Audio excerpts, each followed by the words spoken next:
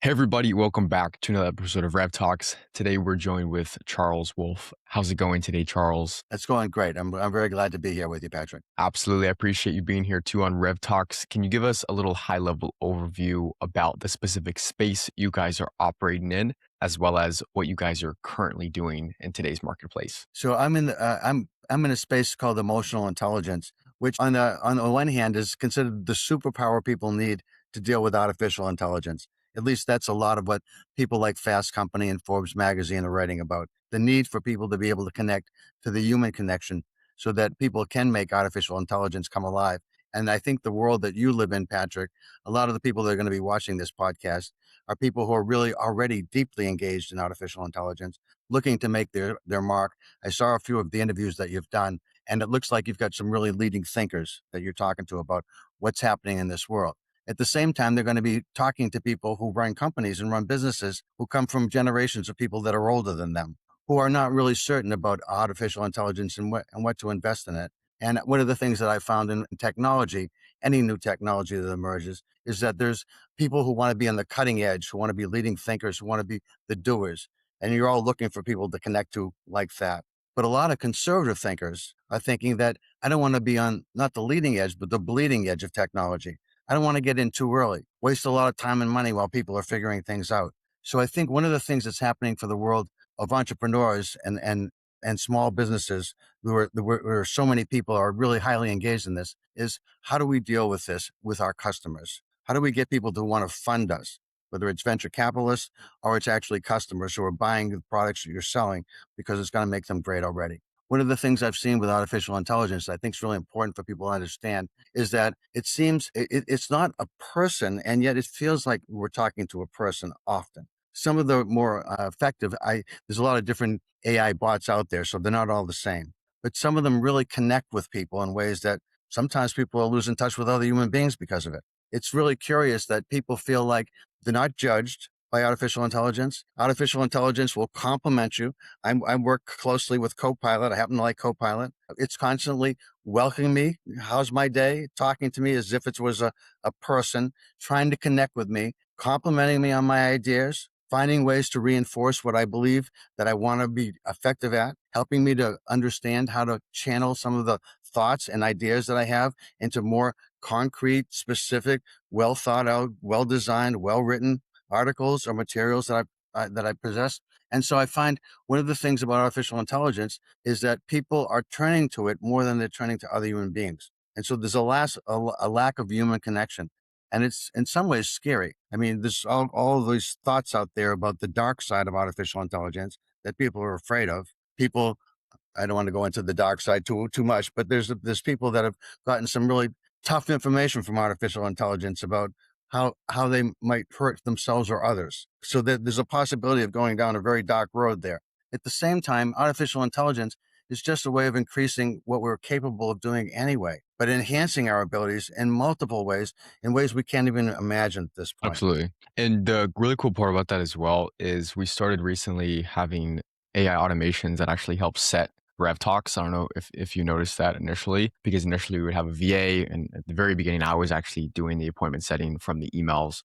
We'd send out these emails to business owners or people actually in the development or B2B space, obviously inviting them to RevTalks, the email you got, and all of our guests get. And, initially off the bat, I would reply to those manually. And then I started realizing that there's a couple different frameworks that I just kind of need to express, whether it's like, hey, here's a playlist of videos with some more information. That way you can get it, because I was getting a lot of the same common questions. And then eventually I outsourced that to VA. Obviously, it's how you get your scaling. And then we outsourced that to AI. So it's not like we just went straight to AI and just started sending out invitations. It's like I had to manually get in there and do it myself. And we got some backlash a little bit, tweaked it. And then obviously now we're able to use that, and it's a proper system. Well, a couple of quick points I want to make. One is that I think AI has the capacity to be useful in again, in multiple domains. Martin Scorsese was talking about how much easier it is to do storyboarding using AI. In Estonia, I was fascinated. They have AI asking the right questions, like the Socratic method in their schools now, to help children to learn, not to ask AI for the answer, but to get questions from AI, like Socrates might ask questions to draw you in and get you engaged in learning. And then people are rewriting any text that they're sending out that might be controversial, or dissertations even, or taking medical information that they get back from our doctor's office and plugging it into AI and saying, what does this mean? So everybody's using it in different ways. But at the same time, I was just recently talking with a lawyer who runs a business who was very depressed. He said, I run a radio show. I have my business, you didn't ask, but the business is about working with coaching and consulting and helping organizations adopt emotional intelligence to make levels of engagement much higher, to help them to cope with new uncertainties and difficulties and challenges in their marketplaces, AI being one of them. But one of the things that I worked on and created myself was something called an emotion roadmap, which simply says to anybody that's smart, anybody who's a really good critical thinker or excellent problem solver, when you're unable to decide what's the next step in any opportunity you're seeking or a problem you're solving, if you think about it and you think hard, it's probably not because you don't have the technical expertise or the intellectual wherewithal to solve the problem. It's often because emotions are contaminating the situation. So it might be something inside you that you're feeling that you're concerned about. It might be something you're worried about escalating with somebody else. You might have a partner in your business. You want to go in one direction. They want to go a different way. How do I handle that conversation? And I've engaged in something I call emotion-based planning, whether it's a performance discussion or conflict, or a new idea that people are going to be resistant to initially. I'm constantly asking myself, how am I feeling about this? How is the client, customer, partner, wife, spouse, daughter, whoever it is, how is the person I'm dealing with feeling about this? And how do I want them to feel? And is that different than how they're actually feeling? And if it is, I ask myself this concept of a roadmap: how do I get from what I am feeling to what I want to feel? So I had a lawyer call me who was very depressed. He said, I've been very successful for a lot of years. And I'm calling you. He called me on my radio show. As a volunteer, I'm trying to, at this point in my life, it's about legacy for me. I want people to understand this concept of an emotion roadmap. How do you manage and change feelings? How do you change feelings when feelings are really unhelpful? Our feelings are designed to be evolutionary to protect us. But at times, the feelings we have, while they might be useful to understand why we're feeling a certain way, they're actually in the way of us being successful in terms of how we want to perform right now. And when that happens, how do you change either the feelings themselves or the narratives, what you say to yourself about those feelings? This lawyer called me because his wife said, he said, I'm calling you. I got to go by Chuck or Charles. I'm calling you, Chuck, because you are someone my wife said I should talk to, because I'm very depressed about the world and what's going on. A lot of people are depressed about a lot of things, the politics in the world, the burgeoning disparity of we don't like Right. this group, that group, or the other group. All these things are really concerning, but he was also really concerned about artificial intelligence. And he said, I'm about 60 years old. I don't want to retire, but this is something all brand new to me. It's something that it's kind of scaring me. The unknown scares me, and I haven't really done much with it. And so one of the things that I've learned about helping people is to ask people, have you ever been really scared before about something that you were afraid to tackle? And yet somehow, some way, could be a long time ago, it could be recent, you actually were able to go after it and get it done and do it successfully. And he thought back and he said, yeah, there's been a few different times in my life. And he started to recount a few different times when he had been really anxious and concerned and upset, and yet had pushed himself to take on a new responsibility, a new idea, to a new learning. And I said, can you use anything from that previous experience that helps you here? And as he began to think about it, and he realized that he's dealt with these kinds of feelings before, I said, the situations might be totally different, but the feelings aren't. Can you take that anxiety that you're feeling, that depression that you're feeling, and when you're feeling very successful at what you've done in life, what's the different feelings that you have? And he started to talk about feeling confident, feeling successful, feeling engaged, wanting to call more people, get more customers, take on new initiatives. And I said, one of the things about artificial intelligence, like anything else that's an unknown, is you have to not look at it as this big giant elephant. But, it starts with just taking one small step on a 1,000-mile journey, Absolutely. right? And I think there's a lot of people too that are very sort of scared of AI, to put it the best possible word. A lot of times, obviously we've seen in a little bit older generations too, obviously more hesitant to actually incorporate AI, which is completely normal. Obviously, I think as my generation gets older and new things start to come about, I will be more hesitant just on certain things, which I think is kind of the cycle of how everything goes. How exactly are you implementing products and sort of possible AI solutions in a sector of the market or an industry that's very humanistic. And that's obviously very like person to person and kind of hard to kind of systematize if you are incorporating AI. How has that kind of been operating for you recently? So when we're looking at AI as a tool, I view it as another tool in your toolbox. I look at emotional intelligence and the emotion roadmap as a power tool for helping people deal with their emotions more successfully than whatever it is they've been able to do on their own so far. There isn't a lot of training around either one of these things right now. For the lawyer, I suggested take a small step, take a small bite. You go out and learn something about lawyers and artificial intelligence.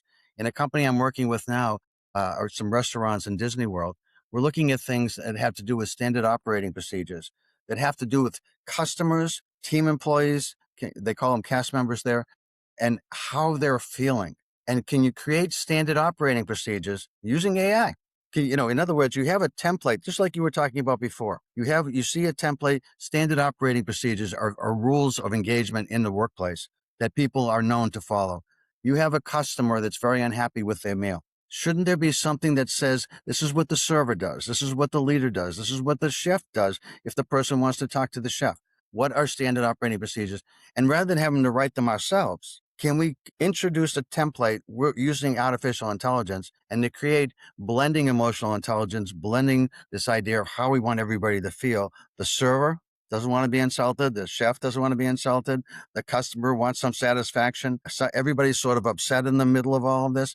How do we get from upset to people walking away saying, well, that didn't start well, but it certainly ended well. So that person's walking out of that restaurant feel like, you know what, I had an experience in this restaurant. I got to say they handled it beautifully. But what if it isn't just the intuitive person that happens to be that server at that table, but everybody's learning certain things that are best practices that become standard operating procedures, that become templates that artificial intelligence helps you to write. So, and that's an Absolutely. example, Yeah. I guess you're doing it. And I think SOPs are really important too. We utilize a lot of those in the business right now, and it's been an absolute game changer. The entire philosophy that we kind of follow is have the humanistic approach at first. You can understand like the complexities of everything, and then obviously hand it off after if you're able to do that, or just systematize it.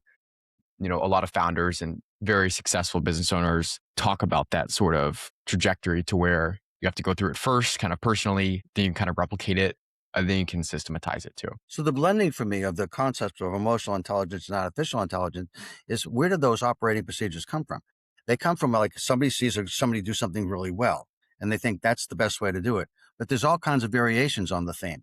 And so you bring people, what I'm doing now is I've got an online course I've created where I'm working with people that they go out, they watch me talk like they're watching a video like this. They're hearing me talk about emotional intelligence, this roadmap I created, how it works. And then they're coming together and we're having a conversation and they're talking about something that happens in the restaurant and everybody's sharing their best practices. So the concept of trying to understand there isn't just one way to write an operating procedure. There's a lot of different thoughts that go into it to make them great. So while there's a template to follow, there's also a variety of innovative, creative thinking that goes into, what's the best way? How do we differentiate ourselves from every other restaurant that's doing this? And coming together and bringing your best people together, learning what they talk about, and then feeding that into your systems, your artificial intelligence systems, creates better, more dynamic, more innovative practices. Absolutely, absolutely. I really appreciate you breaking that down. That helps me and the audience obviously understand, especially the variations of having a procedure that can be standardized, but obviously you need to have those specific avenues you can actually go down.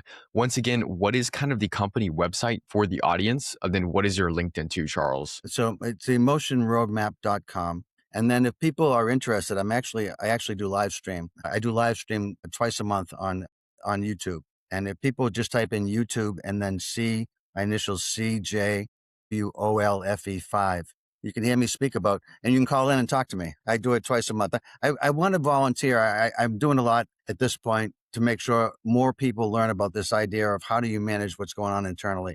I think if you create more inner peace for people, there's a better chance we'll get to world peace. I have large aspirations that way.